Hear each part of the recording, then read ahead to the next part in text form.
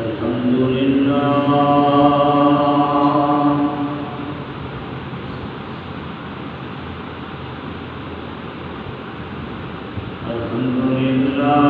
نحمده ونستعينه ونستغفره ونؤمن به ونتوكل عليه ونعوذ بالله من شرور أنفسنا ومن سيئات أعمالنا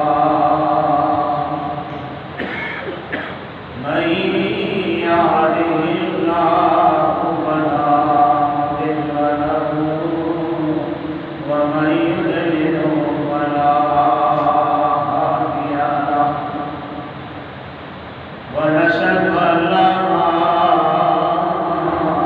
إله إلا الله وحده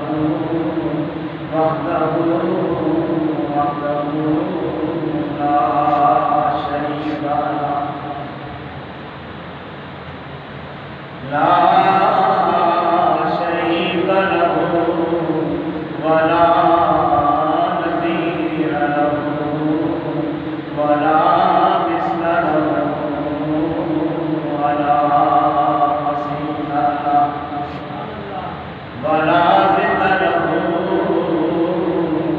ولا ند له ولا إله غيره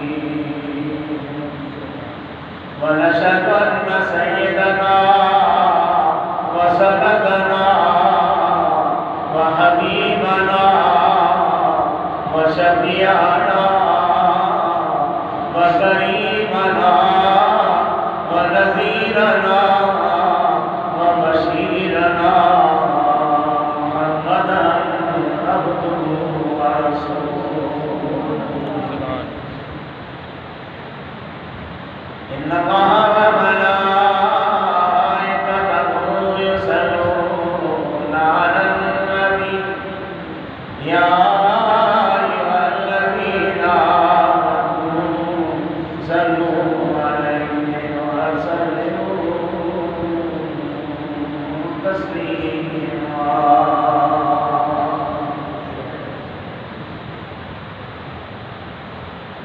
اللهم صل على محمد وعلى آل محمد كما صليت على إبراهيم وعلى آل إبراهيم إنك حميد مجيد اللهم بارك على محمد وعلى آل محمد كما باركت على إبراهيم وعلى آل إبراهيم إنك حميد مجيد أما بعد فأعوذ بالله من الشيطان الرجيم بسم الله الرحمن الرحيم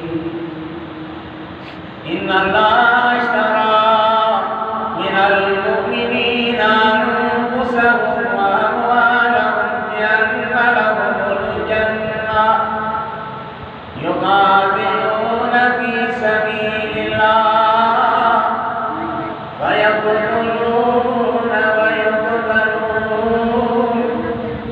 وعدا عليه حقا في التوراة والإنجيل والقرآن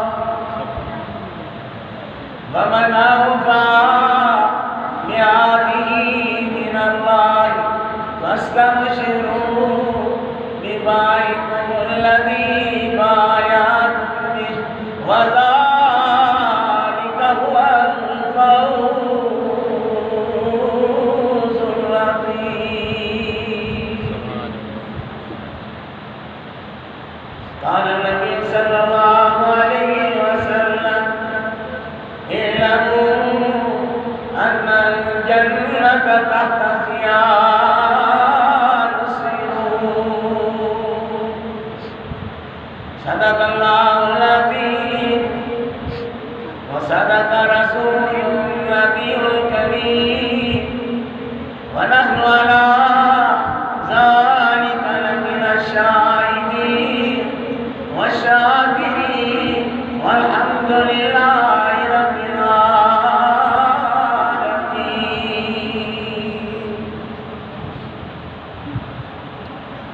روز اگر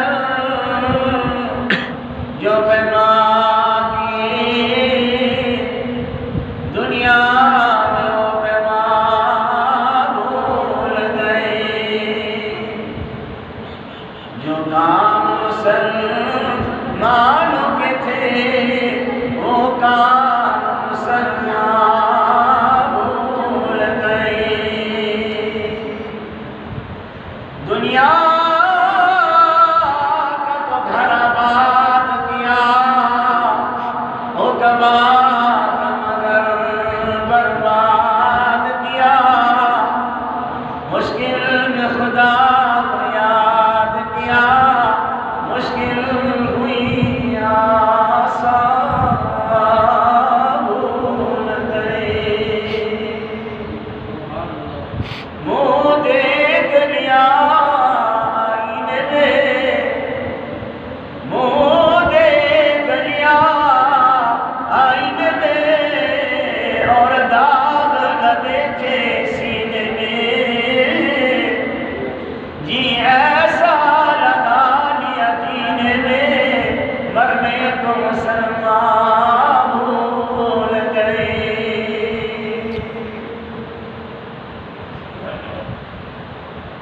ان اللہ اشتری من المؤمنین، اللہ نے مومنوں کی جان کو خرید لیا، ان کے مالوں کو خرید لیا جنت کے بدلے میں. وہ جو اللہ کی راہ میں مارے جاتے ہیں یا مارتے ہیں، اللہ کا ایسے لوگوں سے وعدہ ہے.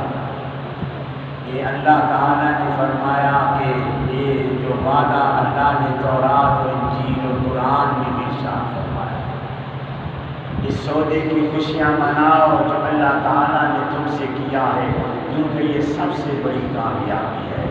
نبی پاک کا فرمان ہے کہ جنت جو ہے وہ تلواروں کے سائے کے نیچے ہے. صدق اللہ العظیم و صدق رسول اللہ. میرے واجب الاحترام بزرگوں، میں نے ابھی آپ کے سامنے قرآن پاک کی آیات تلاوت کی. سرور کائنات، فخر وجودات، ساقی کوثر، رہبر و رہنما، بدر الدجا، شمس الضحیٰ، احمد مصطفیٰ، محمد مصطفیٰ صلی اللہ علیہ وسلم کا پیغام پڑھ کر سنایا. رب العالمین سے دعا ہے کہ رب العالمین مجھے احسن طریقے سے بیان کرنے کی اور آپ کو سننے کی توفیق عطا فرمائے. انسان ہونے کی بنا پر غفور رحیم، اگر مجھ سے کوئی غلطی ہو جائے یا سامعین کے سننے میں کوئی خطا سقط ہو جائے، یا غفور رحیم ہماری غلطیوں کو معاف فرما. میرے بیان کرنے کے بعد، سامعین کے سننے کے بعد خدایا ہم سب کو اس پر عمل کرنے کی بھی توفیق عطا فرما.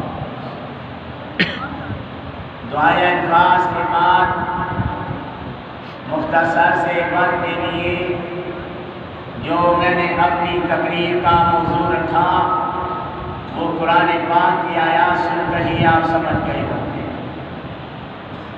محمدی مسجد والوں میری ایک بات دل نشین رکھیے گا کہ اللہ تعالیٰ نے یہ ساری دنیا فانی بنائی ہے، اس دنیا میں کوئی بھی صدا باقی رہنے والا نہیں. ایک ایک چیز نے ختم ہو جانا ہے، یعنی کل من علیہا فان، ہر چیز نے فنا ہو جانا ہے، ہر چیز نے فانی ہو جانا ہے، لیکن اب اللہ ہمیں کیا سمجھانا چاہ رہا ہے؟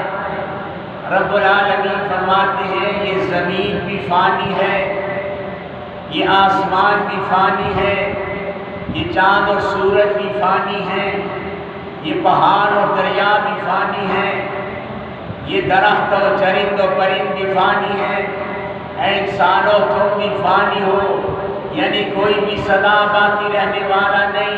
کائنات کے اندر صرف اللہ کی ذات کو بقا ہے، اس کے علاوہ کوئی بھی باقی رہنے والا نہیں ہے۔ وَيَبْقَى وَجْهُ رَبِّكَ ذُو الْجَلَالِ وَالْإِكْرَامِ۔ اللہ تعالیٰ نے ہر چیز کو ہلک دے رکھا ہے۔ یہ زمین کو اللہ نے ہلک دیا، اللہ نے درختوں کو ہلک دیا، اللہ نے ٹہنیوں کو ہلک دیا، اللہ نے پتوں کو ہلک دیا، اللہ نے جانوروں کو ہلک دیا، یعنی کائنات کی ہر چیز کو اللہ نے ہلک دے رکھا ہے۔ اللہ نے فصلوں کو بھی ہلک دے رکھا ہے۔ یہ جو آپ کا گلا ہے نا، یہ اللہ نے صرف ہمیں نہیں دیا، دنیا کائنات کی ہر چیز کو اللہ نے یہ یعنی ہلک دے رکھا ہے۔ زمین کو ہلک دیا، بارش ہوتی ہے، زمین پانی سارا پی جاتی ہے، اس کے اوپر گند ڈالتے ہو یہ گند سارا کھا جاتی ہے، اس میں کھاد ڈالتے ہو یہ کھاد بھی کھا جاتی ہے، یعنی معلوم ہوا اللہ نے زمین کو بھی ہلک دے رکھا ہے۔ اللہ نے فصلوں کو ہلک دیا جو تمہاری کھاد کو کھا جاتے ہیں، اللہ نے جانوروں کو ہلک دیا جو گھاس کھا جاتے ہیں، اسی طریقے سے اللہ تعالیٰ نے درختوں کو ہلک دیا جو پانی پی جاتے ہیں، یعنی یوں سمجھیں کہ اللہ تعالیٰ نے دنیا کائنات کی ہر چیز کو ہلک دے رکھا ہے، اور اللہ کہتا ہے میں ساری مخلوق کو خود پالتا ہوں، میرے سوا کوئی بھی پال نہیں سکتا، کوئی بھی اس کی پرورش نہیں کر سکتا۔ اور جب خدا ہماری پرورش کرتا ہے نا، تو پھر میں آپ کو اس کی مثال دینا چاہوں گا۔ مثال یہ کہ آپ ایک دریا کے کنارے کے قریب کھڑے ہو جائیں، اور دریا کے کنارے کے قریب کھڑے ہو کے ایک لوہے کا پتھر اٹھائیں، اور لوہے کا پتھر اٹھا کر آپ دریا کے اندر پھینکیں، وہ دریا میں پھینکیں گے، وہ دریا میں ڈوب جائے گا۔ آپ کوئی پتھر اٹھائیں اور بڑا سا پتھر اٹھا کر دریا میں ڈالیں اور دریا کے اندر پھینکیں، وہ پتھر ڈوب جائے گا۔ جتنی بھی بھاری سے بھاری چیزیں ڈالو گے دریا کے اندر ڈوبتی چلی جائے گی، لیکن ایک چیز ایسی ہے جو نہیں ڈوبے گی۔ کوشش کر لیں، بشک وہ جتنی مرضی بھاری ہو، جتنی مرضی بھاری ہو، جتنی وزنی ہو، جتنا اس کا بوجھ ہو، جو مرضی کر لو وہ نہیں ڈوبے گی، جتنا مرضی سوچ رہا۔ آپ کہیں گے شاہ صاحب ہر چیز پانی میں ڈوب جاتی ہے، پھر آپ کو کون سی چیز بتانا چاہتے ہیں جو پانی میں نہیں ڈوبتی؟ تو میں اس کی مثال یہ دے رہا ہوں کہ دنیا کی ہر چیز پانی میں ڈوب جاتی ہے، لیکن اگر آپ اس پانی کے اوپر لکڑی کا دانہ ڈالیں گے، لکڑی کا دانہ ڈالیں گے، بڑی سے بڑی لکڑی بھی ڈالیں گے، جو مرضی بھاری سے بھاری لکڑی بھی ڈال دیں گے، وہ لکڑی ڈوبے گی نہیں، وہ پانی کے تہہ میں نہیں جائے گی، بھاری سے بھاری بھی ہو پانی کے اوپر تیرتی رہے گی، ڈوبے گی نہیں۔ تو کیوں نہیں ڈوبے گی؟ حالانکہ درخت کا تنا اتنا بھاری ہے نہیں ڈوب رہا، بڑے سے بڑا پتھر ڈوب گیا، یہ درخت کیوں نہیں ڈوب رہا، یہ لکڑی کیوں نہیں ڈوب رہی؟ تو اس کی سب سے خوبصورت بات بتانا چاہ رہا ہوں۔ ہم پانی سے پوچھتے ہیں اے پانی تیرے اندر جو چیز ڈالی جائے وہ ڈوب جاتی ہے، یہ لکڑی کیوں نہیں ڈوبتی؟ پانی کہتا ہے محمدی مسجد والوں اس لکڑی کو میں کیسے ڈبو دوں جس لکڑی کی میں نے خود پرورش کی ہو، جس لکڑی کو میں خود پالتا رہا ہوں، اس لکڑی کو کیسے ڈبو سکتا ہوں؟ محمدی مسجد والوں جو پانی لکڑی کو پالتا ہے لکڑی کو ڈوبنے نہیں دیتا، تو جو اللہ ہمیں پال رہا ہے قیامت کے دن ہمیں کیسے ڈوبنے دے گا؟ وہ جہنم کی آگ میں ہمیں کیسے ڈالے گا، ہمیں جہنم کے اندر کیسے آگ کے اندر ڈالے گا۔ آئیے اللہ تعالیٰ ہمیں یہ بتانا چاہ رہا ہے کہ جس طرح ہر چیز کو حلق دیا ہے، انسان تجھے بھی حلق دیا، تو بھی بڑے سے بڑے روٹیاں کھا جاتا ہے، بڑے سے بڑے نوالے کھا جاتا ہے، بڑے سے بڑا کھانا کھا جاتا ہے، لیکن بھول جاتا ہے کہ میں نے زمین کو بھی حلق دیا ہے اور اس حلق کا نام میں نے قبر رکھا ہے۔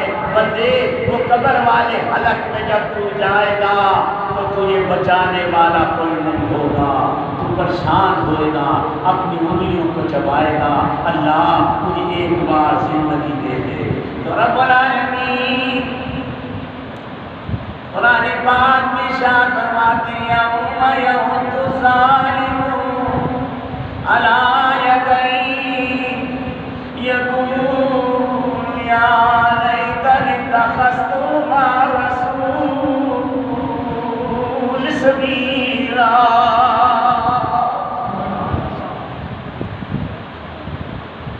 قیامت کے روز جب نامہ ہمارے بائیں ہاتھ میں پکڑایا جائے گا، اللہ کہے گا اپنے نامہ اعمال کو خود پڑھ لو۔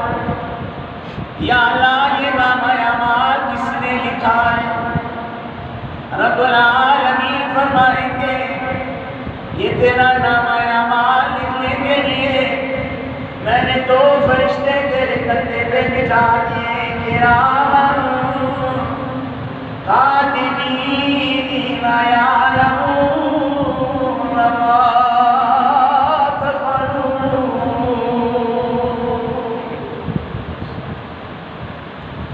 یہ فرشتے تیرے خلاف گواہی دیں، یہ فرشتوں کا لکھا ہوا نامہ اعمال پیش کیا جائے گا۔ تو کہے گا یا اللہ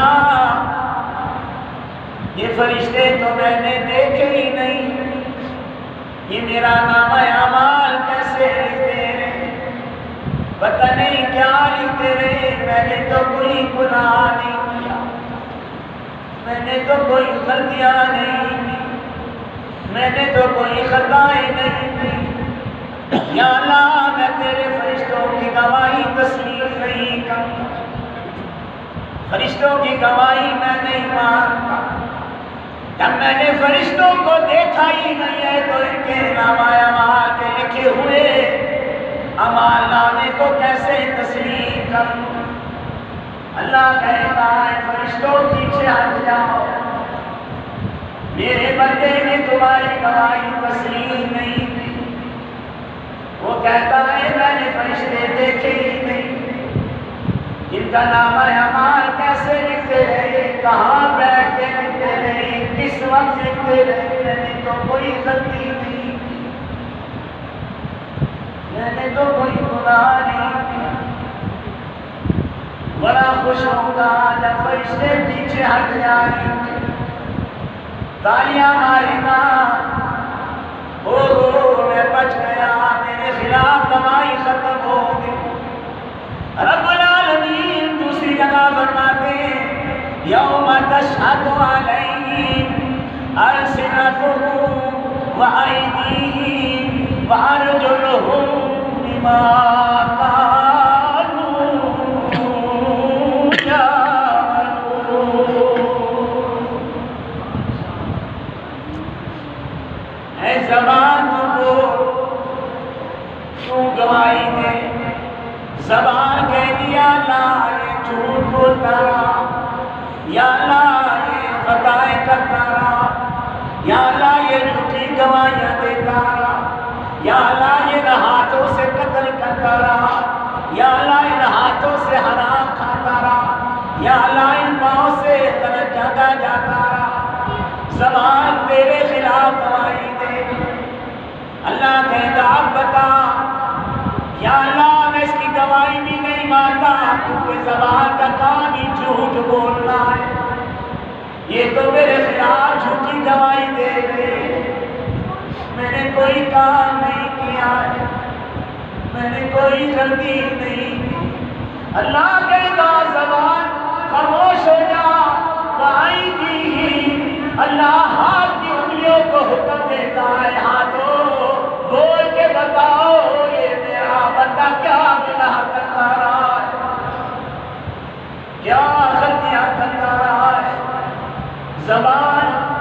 گواہی ختم، ہاتھ تیرے خلاف گواہی دیں گے، ہاتھ دیں گے یا اللہ ان ہاتھوں سے ظلم کرتا رہا، ان ہاتھوں سے زیادتیاں کرتا رہا، ان ہاتھوں سے غلط کام کرتا رہا۔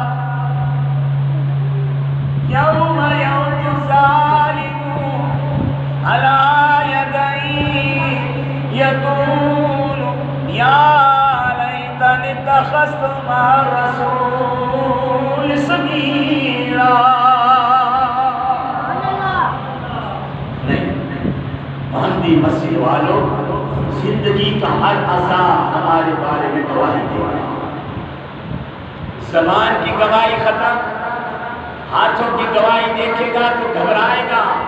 اللہ پھر پاؤں کی گواہی سے، پاؤں کی انگلیاں بولیں گی، پاؤں کے تلوے بولیں گے یا اللہ یہ گناہ کرنے کے لیے اس راستے سے جاتا رہا، اس جگہ جاتا رہا، اس مقام پہ جاتا رہا، پھر تیرے خلاف پورے عذاب تیرے خلاف گواہی دیں گے۔ مہندی مسجد والوں، دنیا کائنات کا پورا جسم تیرے خلاف گواہی دے گا، لیکن دنیا کائنات کے اندر صرف نبی پاک وہ ہستی ہے جو قیامت کے دن تیرے خلاف گواہی نہیں دے گی۔ زندگی کے لمحوں میں بکھیڑوں میں پڑ گئے۔ شاہ صاحب ہم ہمیشہ زندہ رہنا چاہتے ہیں، ہماری زندگی کا معیار کیا ہونا چاہیے؟ ہر کوئی شخص نے مر جانا ہے مہندی مسجد والوں، لیکن شہید کبھی مرتا نہیں ہے، کبھی شہید کو موت نہیں آتی ہے۔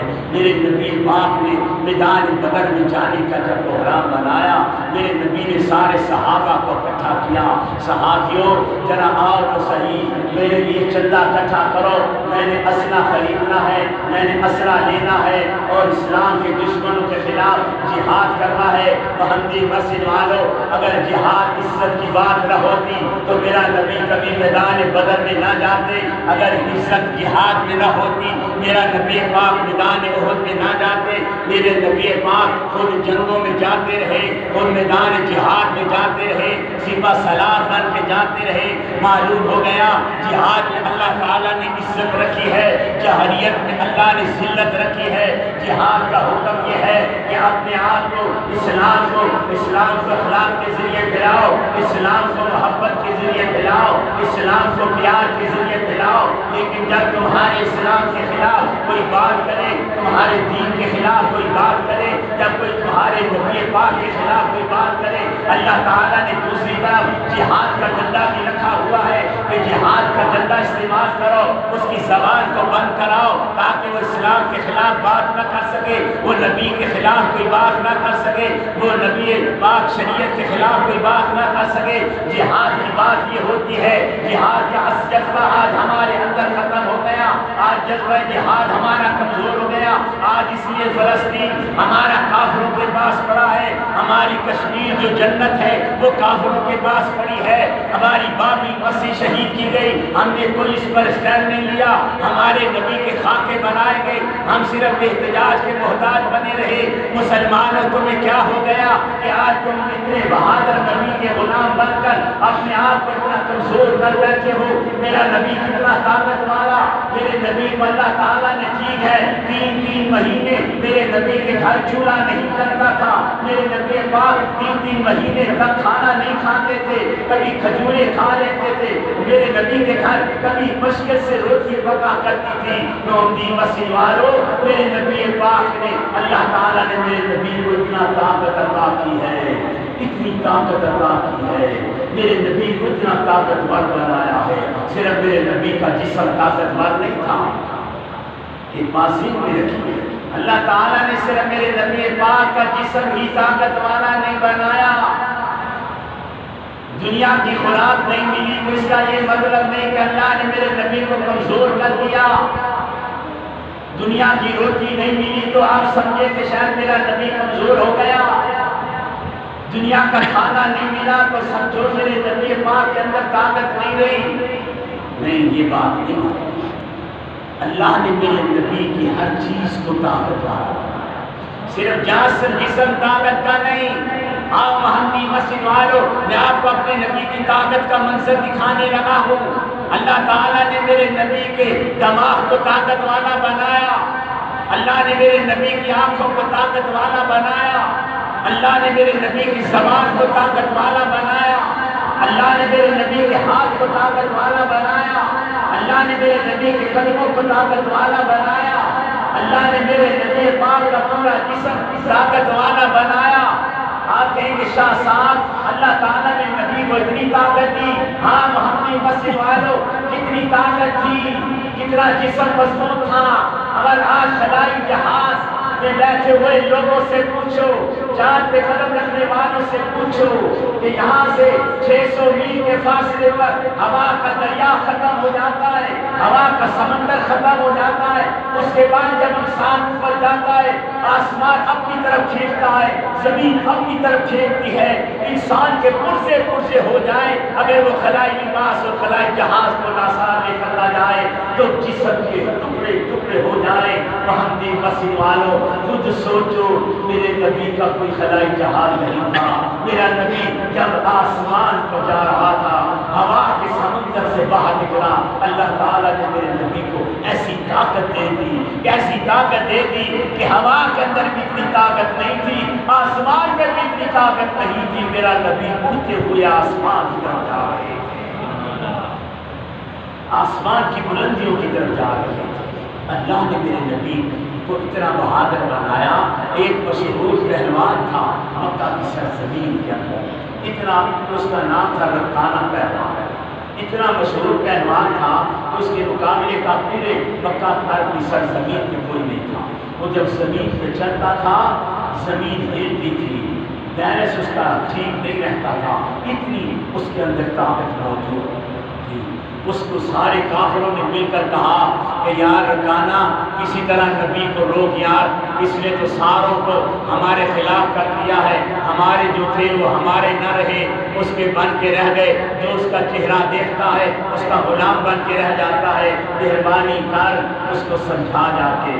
چلتے چلتے حضور کریم گلی سے گزر رہے تھے، سامنے سے رکانہ آیا، کہنے لگا او محمد بن عبداللہ کیا مسئلہ ہے، تم یہ کیا کر رہے ہو مکہ کے اندر، کون سے دین کی بات کر رہے ہو، کون سی شریعت کی بات کر رہے ہو، بس اپنی شریعت کو روکو، اپنی نبوت کا اعلان کرنا روکو، خدا کی ربوبیت کا اعلان کرنا روکو، ورنہ میں پہلوان شاہ صدر میں چھوڑوں گا نہیں۔ حضور کریم خاموش ہے، ان کا نہیں رکانہ میں نبی ہوں، اللہ نے مجھے نبی بنایا ہے اور میں نے یہ پیغام ساری دنیا کو پہنچانا ہے۔ انہوں نے کہا پھر ایک شرط ہوگا کہ تمہیں میرے ساتھ کشتی کرنی ہو، میرے ساتھ مقابلہ کرنا ہوگا، پھر اگر تم مجھے ہرا بیٹھے تو میں خود دار اسلام میں داخل ہو جاؤں گا، اور اگر میں نے آپ کو نیچے زمین پہ ڈال دیا تو پھر آپ کو میں دین کی بات نہیں کرنے دوں گا، پھر آپ کو شریعت کی بات نہیں کرنے دوں گا۔ آؤ محمدی مسجد والوں، اللہ نے میرے نبی کو کتنا طاقت والا بنایا۔ میرے نبی کے گھر میں کوئی چیز نہیں تھی، اللہ تعالیٰ نے میرے نبی کو غریب بھی بنایا تھا، اللہ نے میرے نبی پاک کے گھر میں کبھی روٹی بھی نہیں ہوتی تھی۔ حضور کریم کو مارا جا رہا ہے، اللہ تعالیٰ نے جبرائیل کو بھیجا، جا جبرائیل میرے نبی پہ ظلم ہو رہا ہے، میرے نبی پہ زیادتیاں ہو رہی ہیں، جاؤ میرے نبی سے کہو میرے نبی اگر آپ جاؤ گے میں اس کوہ طور کو سونے کا پہاڑ بنا کر دنیا کائنات کی ساری دولت آپ کے قدموں میں دے کر دوں گا۔ میرے نبی سے پوچھ کر آؤ، میرے نبی اگر آپ چاہتے ہو میں اس کوہ طور کو سونے کا پہاڑ بنا دیتا، میں ہیرے جوہرات بھر دیتا، میں زمین کے سارے خزانے آپ کے سامنے رکھ دیتا، جتنی دولت ہے لے لو، جتنے ہیرے جوہرات لے لو، میرے نبی سے پوچھ کر آؤ، میرے نبی اگر آپ چاہو گے میں کوہ طور کو سونے کا پہاڑ بنا۔ سنو باقی مسیح والوں، میرے نبی نے کہا مجھ محمد کی تمنا یہ کہ تو اس پہاڑ کو سونے کا پہاڑ بنا دے. مجھے ہیرے جواہرات کی تمنا نہیں, مجھے سونے چاندی کی تمنا نہیں, مجھے دنیا کی دولت کی خواہش نہیں. یا اللہ میں نہیں چاہتا کہ تو کوئی دور کو سونے کا پہاڑ بنا دے. اللہ میں تو محمد کی خواہش ہے, مجھ محمد کی آرزو ہے, تو اس پہاڑ کو سونے کا پہاڑ نہ بنا. اللہ میری امت کے لیے جنت کا ٹھکانہ بنا دے. اللہم اغفر لامتی, اللہ میری امت کے گناہ معاف کر. ہر وقت ہر نبی یہی دعا کیا کرو کہ اللہ قیامت کے دن اوسط پر نبی پاک کی زیارت نصیب فرما. کانا نے کہا میرے ساتھ مقابلہ کرو گے, میرے ساتھ کشتی کرو گے؟ حضور کریم نے فرمایا ٹھیک ہے, میں تیرے ساتھ کشتی کرنے کے لیے تیار ہوں. اب مکہ کے سارے پریشان کافروں کو پتہ چل رہا ہے, بڑے سارے خوش ہوئے, رکانہ کے قریب اکٹھے ہو گئے. رکانہ یار تیری بڑی مہربانی, تیرا بڑا شکریہ, اب ہماری جان چھوٹ جائے گی. حضور کریم تو اتنی طاقت والے ہے نہیں, نعوذ باللہ, بس ہمارا مسئلہ تو یہ حل کر دیا. تاریخ مقرر ہو گئی کشتی کی. محمدی مسجد والوں صحابہ پریشان ہو گئے, کہنے لگے یا رسول اللہ آپ نے چیلنج قبول کر لیا, وہ تو بڑا بہادر ہے, اس کی بڑی طاقت ہے, لیکن اللہ کے رسول آپ کا جسم کمزور ہے, آپ کے اندر تو ایسا آپ کا کئی دنوں سے کھانا بھی نہیں کھا رکھا, آپ نے کشتی کا چیلنج کیوں قبول کر لیا؟ حضور کریم نے فرمایا صحابیوں اب میں نے اعلان کر دیا, بس اب کرنا ہی پڑے گا. جس دن کا دن مقرر ہوا محمدی مسجد والوں سارے کفار اکٹھے ہو گئے دن کے درمیان, پورا ایک دن بنایا گیا. ادھر صحابہ کھڑے تھے, ادھر کفار کھڑے تھے, اور درمیان میں حضور کریم آ کر جو رسیوں کا ایک بار بنایا جاتا ہے, حضور کریم آ کر اس کے اندر کھڑے ہو گئے. اب رکانہ کا انتظار ہو رہا ہے. تھوڑی دیر بعد رکانہ پیچھے سے چلتا آیا, سارے کفار نے اس کو راستہ دے دیا.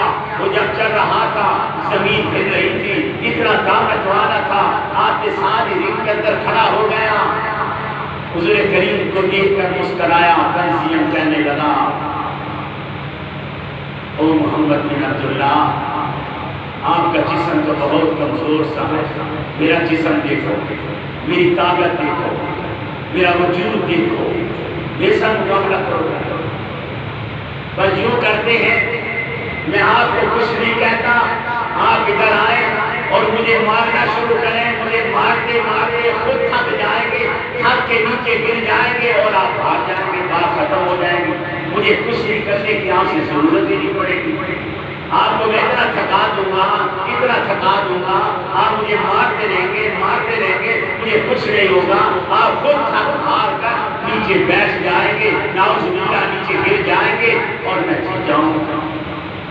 چلو آؤ اے محمد بن عبداللہ مجھے آپ کے مارو, میرے جسم کے مارو. محمدی مسیح والو رکانہ نے یہ کہا کہ محمد بن عبداللہ مجھے مارو. محمدی مسیح والو نبی پاک نے فرمایا یا رکانہ میں محمد کسی کو مارا نہیں کرتا, میں محمد کسی پہ ہاتھ نہیں اٹھایا, میں محمد کریم کے ہاتھ جب بھی اٹھتے امت کی بخشش کے لیے اٹھتے, میرے ہاتھ جب اٹھتے امت کی دعا کے لیے اٹھتے, میں محمد کسی پہ ہاتھ نہیں اٹھایا. رکانہ کہنے لگا کیا مطلب کشتی ختم ہو گئی؟ کہا نہیں رکانہ ادھر آؤ, تو یوں کرو. میں رکانہ کہنے لگا ایک اور بات کہ میرے قریب آؤ. حضور کریم قریب آئے. رکانہ کہنے لگا کہ اچھا پھر کیا جائے, کشتی کیسے چلائی جائے؟ حضور کریم نے فرمایا رکانا میں محمد تیرے ہاتھ نہیں اٹھاؤں گا. فرمایا کشتی کیسے ہوگی؟ حضور کریم نے فرمایا رکانا میں تجھے اجازت دیتا ہوں کہ تو دونوں ہاتھوں سے محمد کو اٹھا لے گا. میں محمد تجھے مان لوں گا. محمدی مسیح والوں لکھا ہے کہ رکانہ نے پوری کائنات کا زور لگا کر دونوں ہاتھوں سے محمد کریم کو اٹھانے کی کوشش کی. خدا کی قسم ایک ذرہ بھی میرے نبی کے قدموں میں گنجش نہیں آئی.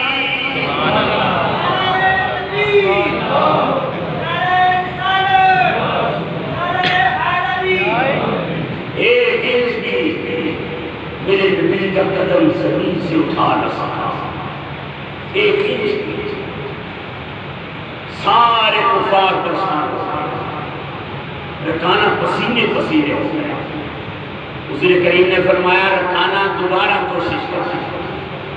ایک بار پھر میں تجھے اجازت دیتا ہوں. رکانہ نے پھر دوبارہ کوشش کی. حضور کریم کو اٹھایا.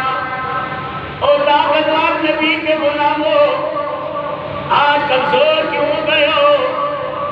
آج مسلم کیوں ہو گئے ہو؟ آج احتجاج کے محتاج کیوں ہو گئے ہو؟ آج صرف دعاؤں میں گزارا کیوں کرتے ہو؟ اللہ نے جہاد بھی ہمیں دیا ہے. اللہ نے جہاد بھی ہمیں دیا ہے. اللہ نے قرآن بھی ہمیں دیا ہے. اللہ نے ہمیں فتح آزادی بھی دے رکھی ہے. اس بات سے کر رہے ہو مسلمانوں موت تو آنی ہے. شہادت کی موت مرو. میرے نبی نے فرمایا کہ شہید کا ایک خون کا قطرہ اپنی زمین پر ٹپکنے نہیں پاتا کہ اللہ اس شہید کے لیے جنت کے پہلے ہی دروازے کھول دیتا ہے. یہ کیا زندگی کے نبووں کے بارے میں حضور کریم نے فرمایا رکانہ ذرا ایک اور کوشش کر. رکانہ نے محمدی مسجد والوں پھر زور لگایا. پھر بھی ایک انچ میرے نبی کا قدم زمین سے اٹھا نہ سکا. حضور نے تیسرا موقع رکانہ ایک بار پھر کوشش کیا. اب رکانہ بیٹھ کے پورا زور لگا کے پورے جسم کو طاقت والا کر کے پھر ایک دفعہ کمپلیٹ اپنی طاقت کو بحال کر کے پھر نبی کے کندھوں سے پکڑ کر حضور کریم کو اٹھانے کی کوشش کرتا ہے. محمدی مسجد والوں لکھا ہے پورا رکانہ زور لگاتا ہے لیکن نبی کے جسم میں کوئی گنجش نہیں آتی. نہ نبی کا ایک انچ قدم زمین سے اٹھا سکتا. رکانہ پریشان ہو گیا. پسینے پسینے ہو گیا. شرمندہ ہو کر کہنے لگا او محمد بن عبداللہ چلو میں تجھے نہیں اٹھا سکا.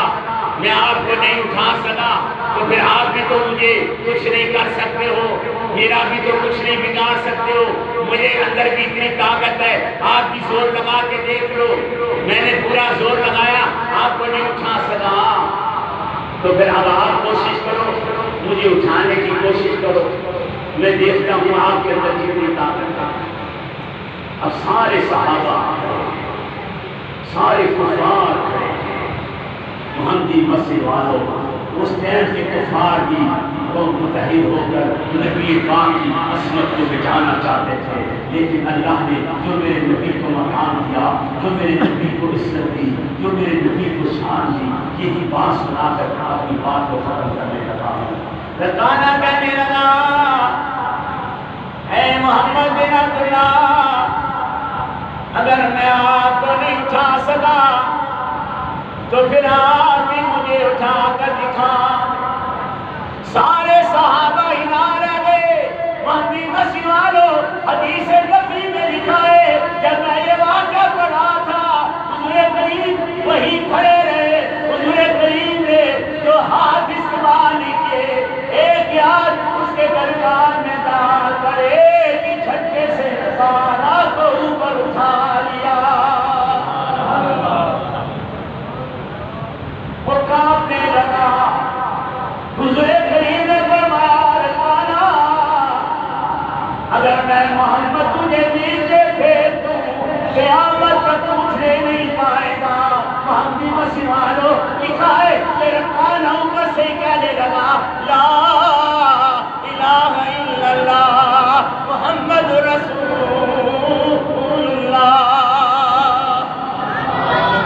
مسلمان ہو گیا۔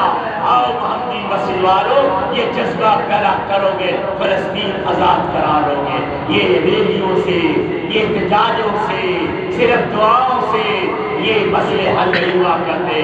میرا نبی پہلے میدان بدر میں پہنچے، بعد میں دعا فتح کی مانگی۔ یہ نہیں کہ پہلے ہی دعا کرو، اپنے بھائیوں کو مارنے کے لیے اسلحہ استعمال کرو، کافروں کو مارنے کے لیے یا اللہ، یا اللہ بیت المقدس آزاد کر دے، یا اللہ اسرائیل تباہ کر دے، یا اللہ یہ کر دے، اللہ وہ کر دے، اللہ یہ کر دے، اللہ کشمیر آزاد کر دے۔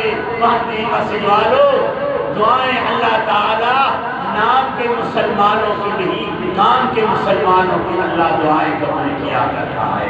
کام کے مسلمان بنو، نام کے مسلمان بنو گے تو اللہ کے فرشتے آسمان سے نہیں آئیں گے، اللہ پھر ہماری دعائیں بھی قبول نہیں کرے گا۔ اللہ مجھے آپ سب کو اس پر